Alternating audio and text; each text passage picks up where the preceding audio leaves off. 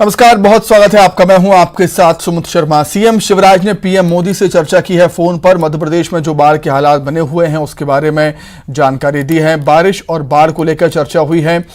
CM ने PM को rescue operation की जानकारी दी है कि किस तरीके से लोगों का रेस्क्यू हो रहा है, किस तरीके से लोगों को सुरक्षित स्थानों पर पहुंचाया जा रहा है और कैसे लोगों की मदद की जा रही है। एनडीआरएफ की मदद के लिए पीएम मोदी को धन्यवाद भी सीएम शिवराज ने दिया। तो सीएम शिवराज लगातार हालातों पर नजरें बनाए हुए हैं। मध्य प्रदेश में बाढ़ से जो हाल बने हुए हैं, बाढ़ से जो हालात बने हुए हैं, उन पर सीएम शिवराज की नजरें लगातार वो अधिकारियों से संपर्क में हैं और पीएम मोदी से भी फोन पर बात उन्होंने की, चर्चा उन्होंने की। मध्य प्रदेश में बारिश और बाढ़ से जो हालात बिगड़े हैं उसको लेकर जानकारी दी है और रेस्क्यू ऑपरेशन किस तरीके से हो रहा है प्रदेश में, लोगों को किस तरीके से सुरक्षित स्थानों पर पहुंचाया जा रहा है, लोगों की कैसे मदद की जा रही है, उसके बारे में बताया है सीएम शिवराज ने पीएम मोदी को। एनडीआरएफ की टीम ने जो मदद की है प्रदेश में प्रदेशवासियों की, उसके लिए पीएम मोदी को धन्यवाद दिया।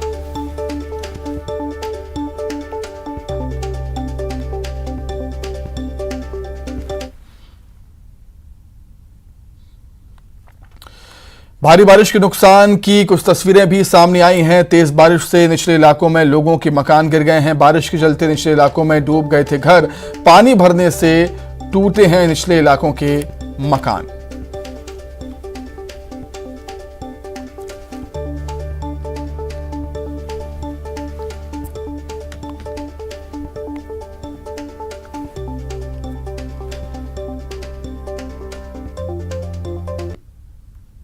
भोपाल के साथ ही प्रदेश भर में भारी बारिश ने तबाही मचाई है और बारिश तो फिलहाल थम गई है, लेकिन अपने पीछे वो निशान, वो तस्वीरें छोड़ गई है, जिससे अब जो लोग हैं वो दो चार हो रहे हैं। आप देखेंगे कि कोलार की दामखेड़ा ये बस्ती है, जहां पर आप देखेंगे कि कलियासौत नदी यहां से बहती है और जलस्तर जैसे ही भारी बारिश के चलते बढ़ा। ये जो आप देख रहे हैं तस्वीरों में, पानी नदी से होते हुए इस दामखेड़ा बस्ती तक पहुंचा और आप घर की ऊंचाई देखेंगे कि इस घर का जो आपको ऊपर का जो टीन शेड दिख रहा है, यहां तक जो पानी है, जलभराव है, वो हुआ था और देख सकते हैं कि जलभराव के चलते ये जो घर है पूरी तरह से टूट गया है। टीन शेड आपको खड़े हुए नजर आ रहे हैं और इस तरफ की ये जो दीवार आप देख रहे हैं ये पूरी तरह से टूट गई है। हालांकि जब बारिश हो रही थी तो यहां से लोगों को सुरक्षित स्थानों पर भेज दिया गया, लेकिन जो लोग यहां पर रहते हैं, जिनका आशियाना है, जिनका घर है, वो फिलहाल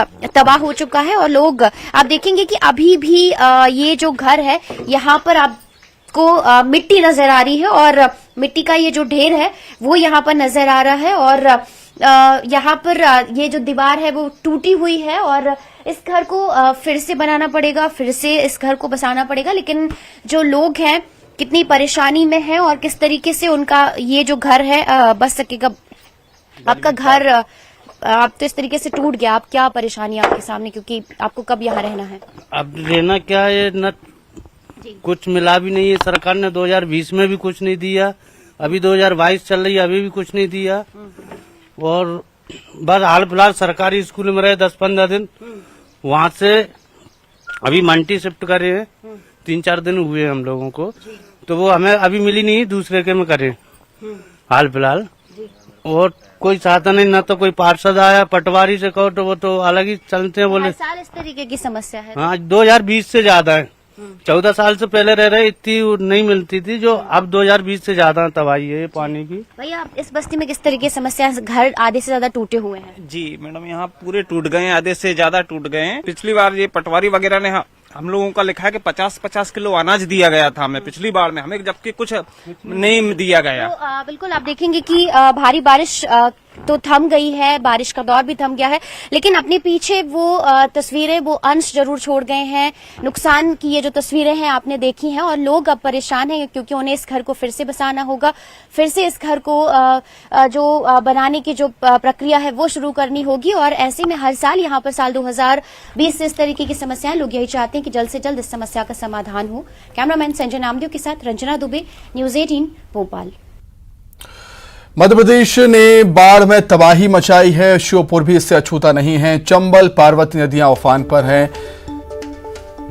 सामसरा, ठोंगनी, बिजपुरी, जैनी समेत कई गांव जलमग्न हो चुके हैं। 28 से ज्यादा गांव बाढ़ की चपेट में। तेजी से चंबल का वाटर लेवल भी लगातार बढ़ रहा है। श्योपुर का राजस्थान के सभी इलाकों से संपर्क कट गया। प्रशासन ने बाढ़ पीड़ितों को खाने पीने के सामान के इंतजाम हालांकि अभी तक नहीं करा है, लेकिन सरकार की प्रशासन की प्राथमिकता है कि लोगों की जान पहले बचाई जाए, लोगों को पहले सुरक्षित स्थानों पर पहुंचाया जाए।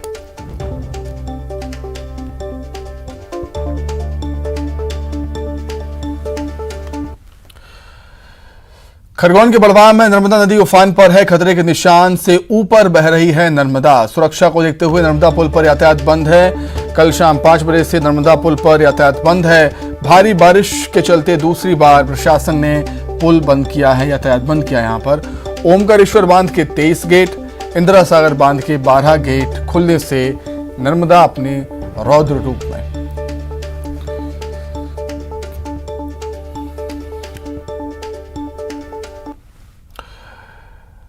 वहीं विदिशा में बाढ़ के हालात में सुधार नहीं हुआ है। अभी भी बेतवा नदी का वाटर लेवल मामूली कम हुआ है। अभी भी सड़क मार्ग चारों तरफ से बंद है।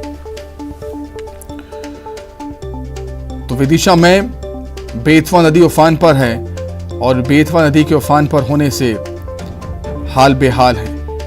हालांकि थोड़ा सा मामूली कमी आई है बेतवा के वाटर लेवल में, लेकिन अभी भी देखिए आप तस्वीरें, सड़कों पर सैलाब, सड़कों पर पानी भरा हुआ है जो कम होने का नाम ही नहीं लेता।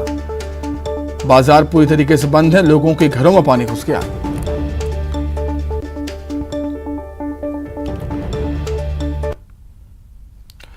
आगर मालवा में पुल पार करते समय ट्रक पलट गया।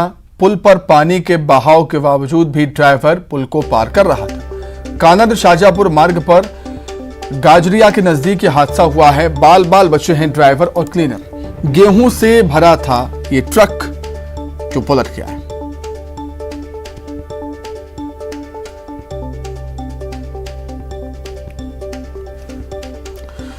तो देखिए आप तस्वीरें हैं किस तरीके से ट्रक बैलेंस बिगड़ा ट्रक का और वो पलट गया है।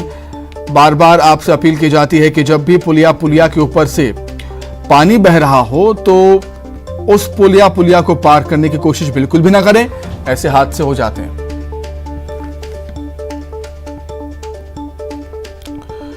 पुल के ऊपर से पानी का तेज बहाव था, उसके बावजूद भी ट्रक के ड्राइवर ने पुल को पार करने की कोशिश की। नाकाम कोशिश थी ये।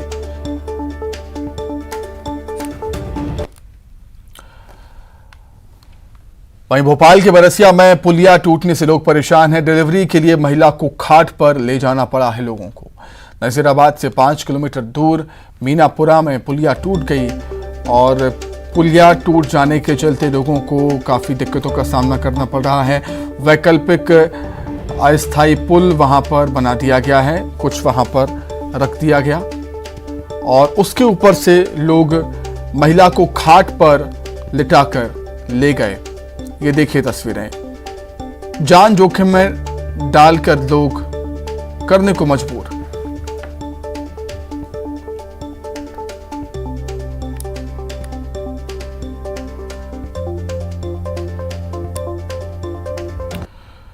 बार प्रशासन से भी मांग करी है कि हमारे यहाँ रोड या पुलिया, कम से कम पुलिया का ही निर्माण करा दो। तो बार बार ये हमें समस्या आ गई हो, कभी कभी भीषण स्थिति बन जाए। कल की स्थिति में ये ऐसी बहू अगर समय पे गांव और लड़का साथ नहीं दे तो निकालवा की बहुत बड़ी समस्या आ गई थी, क्योंकि पानी तालाब में से निकले हो। जब नाला होगा वो तालाब का पानी से कनेक्ट होगा तो वो वहाँ से आ होगा, पानी बहुत तेज आ होगा, वहाँ नाला पे नहीं है पुलिया। कोई भी ऐसी समस्या आ गई तो वहाँ पे हम रुक जाएंगे। तो फिलहाल मध्य प्रदेश में बाढ़ से हाल बेहाल है। अलग अलग जगहों के क्या कुछ हालात हैं वो हम जानेंगे। अलग अलग जगहों से हमारे सहयोगी इस समय जुड़ रहे हैं। फिलहाल हमारे साथ अभी राजधानी भोपाल से रंजना और श्योपुर से दीपक दंदोतिया जुड़ गए हैं। उनके पास चलते हैं। सबसे पहले रंजना, आपके पास आना चाहूंगा मैं। राजधानी भोपाल में हालांकि बारिश अभी थम गई है, लेकिन बाढ़ और भारी बारिश अपने पीछे कुछ निशान छोड़ गई है जो कि तबाही के निशान हैं। रंजना।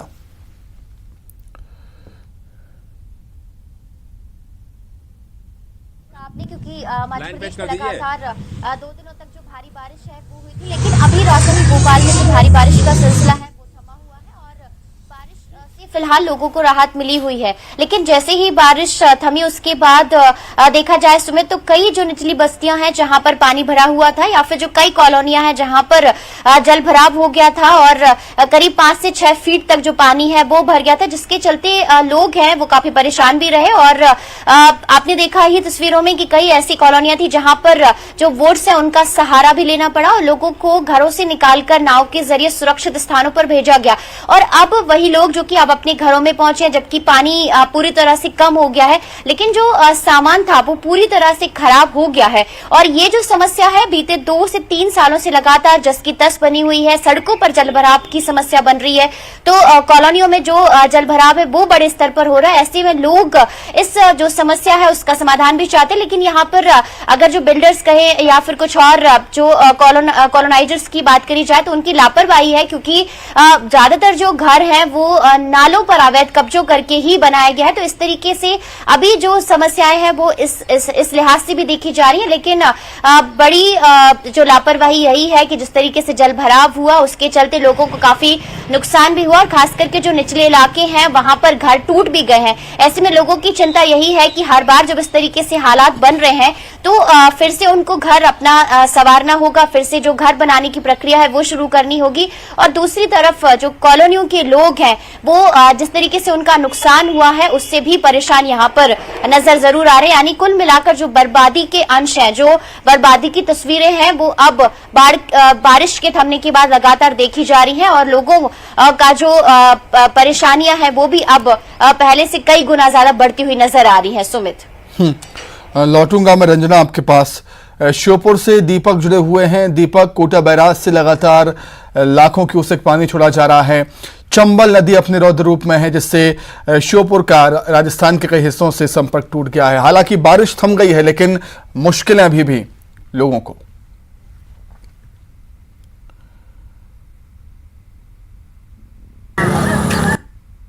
क्या करूं मैं, रात को खाना भी नहीं खाया, 4 बजे खाना खाया सुबह का। हाँ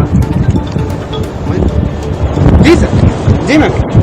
हेलो, हाँ मैं कनेक्ट हो गया 15 पे पर कटा हुआ है। ऐसे में यात्री और वाहन चालकों के अलावा अब जो नदी किनारे के गांव हैं उन ग्रामीणों की परेशानियां बढ़ती जा रही हैं। वजह यही है कि नदी का पानी लगातार घरों में घुसता जा रहा है।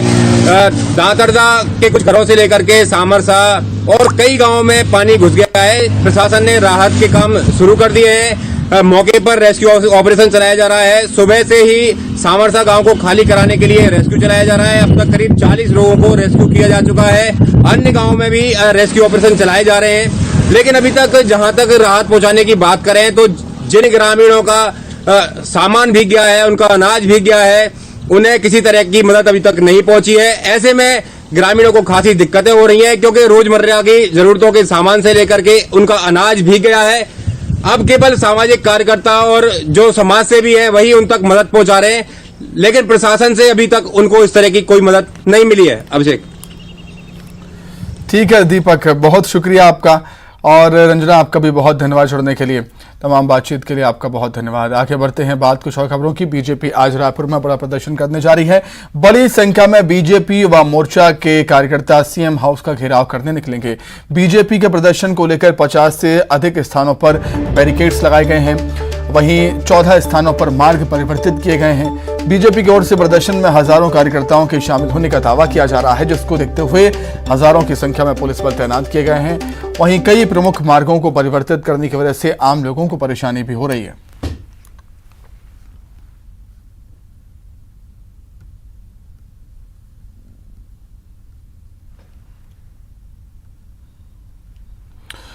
तो बीजेपी का एक बड़ा आंदोलन आज है, प्रदर्शन है। बीजेपी का दावा है कि इतिहास का सबसे बड़ा ये आंदोलन प्रदर्शन होने वाला है। करीब 1 लाख कार्यकर्ता बीजेपी के इस आंदोलन में जुड़ेंगे।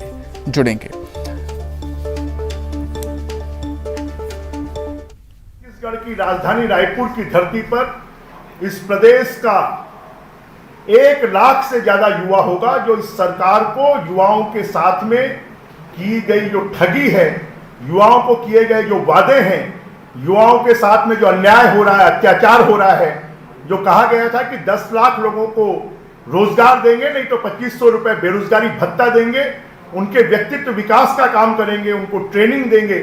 और आज जो छत्तीसगढ़ में स्थिति है कि जहां 10 लाख और 2500 रुपए की बात है, वहां पर आज 10,000 लोगों को भी और 25 रुपए भी नौजवानों को नहीं मिले हैं। और युवा अवसाद में आज आत्महत्या करने के लिए मजबूर है और ड्रग के नशे में उनको डुबोया जा रहा है और खेलों से, उनको संस्कृति से पूरी तरह विच्छेद किया जा रहा है। इसके विरोध में पूरे छत्तीसगढ़ के युवाओं से मैं आह्वान करूंगा कि वो ज्यादा से ज्यादा संख्या में नगर निगम भवन के सामने एकत्रित हों और इस सरकार के ताबूत में आखिरी कील ये युवाओं का प्रदर्शन साबित हो और ज्यादा से ज्यादा पूरे छत्तीसगढ़ के युवा इसमें आए। इस बात का आह्वान। हल्ला बोल 24 तारीख, रायपुर चलो 24 तारीख, सरकार को उखाड़ फेंको 24 तारीख, युवाओं को एक संबल देने के लिए, उत्साह देने के लिए, ताकत देने के लिए मैं रायपुर में सबको आमंत्रित करता हूं। आप आइए और इस सरकार को उखाड़ फेंकने का संकल्प लीजिए। भोपाल से खबर है, लक्ष्मी नारायण गल्ला मंडी तेल कारखाने में आग लग गई। तेल निकालने के कारखाने और गोडाउन में आग लगी है। मौके पर पहुंची है आधा दर्जन की दमकल गाड़ियां। फायर ब्रिगेड ने आग पर काबू पा लिया है। आग से लाखों के नुकसान की आशंका। सुबह 7 बजे मिली थी आग लगने की खबर। सूचना मिलते ही मौके पर दमकल की टीम पहुंची। शॉर्ट सर्किट से आग लगने की आशंका है। आग पर पूरी तरह काबू पा लिया गया।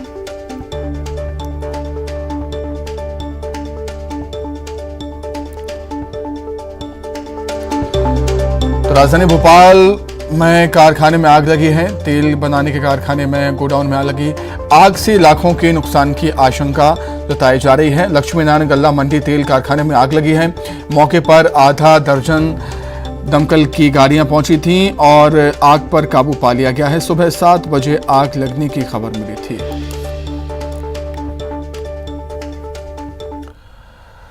तो इसी के साथ ही फिलहाल इस बुलेटिन में इतना ही। खबरें लगातार जारी है। नमस्कार। न्यूज 18 के महामंच पर छत्तीसगढ़ के विकास पर बात, मुख्यमंत्री भूपेश बघेल के साथ कल्याणकारी नीतियों से कैसे बनी अलग पहचान और कैसे छत्तीसगढ़ चढ़ रहा तरक्की के ऊंचे पायदान। कांग्रेस का मॉडल है जो लोगों को अधिकार संपन्न के साथ साथ उसके आय में वृद्धि करने का काम कर रही है। देखिए राइजिंग छत्तीसगढ़ आज दोपहर 12:30 बजे सिर्फ न्यूज 18 मध्य प्रदेश छत्तीसगढ़ पर।